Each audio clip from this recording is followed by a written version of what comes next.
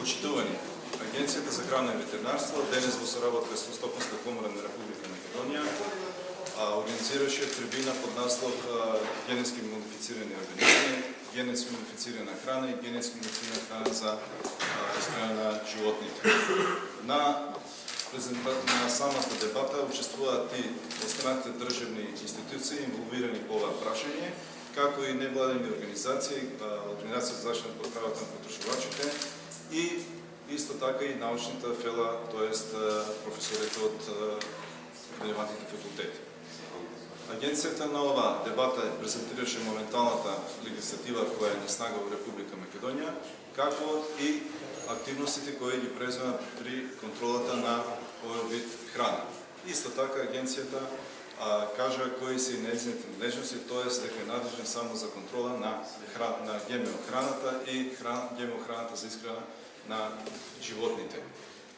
После завршувањето на оваа дебата, агенцијата ќе ги разгледа и сублимира размислувањата на сите и ги разгледа побарувањата на стопанството, како и правата на потрошувачите и врз основа на тоа, значи ќе ги заземе следниот став, дали е потребна дополнителна регулатива на самите закони или не. Благодарам. Благодарам за вашето присуство и за поканата исто така патена од Агенцијата за храна и ветеринарство.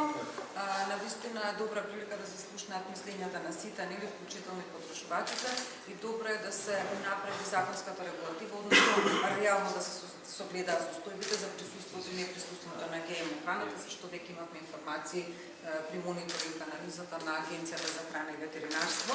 Како организација апелираме подобро да се уреди подрачјето, да биде многу појасно и применливо како за бизнес секторот, така и за информирање на потрошувачите, реално вистинито информирање и секако да се разгледаат можностите, она што не обврзувани или согласно пристапот кон Европската унија, нивните правила, нивните прописи, особено на голем број држави на ЕУ.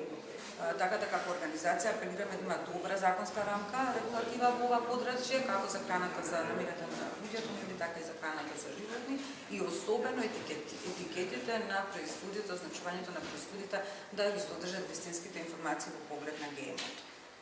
Произведената пченка и соја која доаѓа за исхрана на животните, че прво треба да се види дали таа менува варење, дали е послано во квалитет, дали е послано хранливи материи што ги содржи, дали пренесува тој ген во ткиво на животните, колку му е менливоста, колку му е каренцата, дали ќе преде во сточарските производи. Значи, можда не е толку совршена сега аналитиката, ама говорам, знаејќи какви има аналитички методи, до сега не е констатирано во сточарските производи дека дошла ГМО соја или...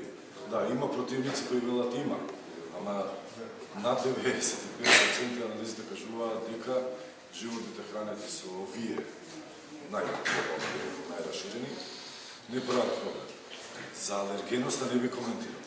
Не би коментирал за преносливост, а бидејќи доволно да спомнам нешто слично што е како алергенот, што е тој намерет кој е растенијата. Имаме ние микротоксини, имаме хормони.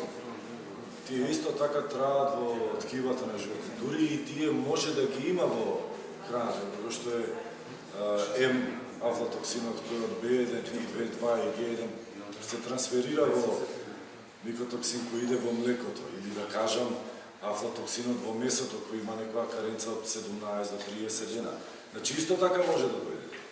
Кај ова нема се уште студија која може научно да докаже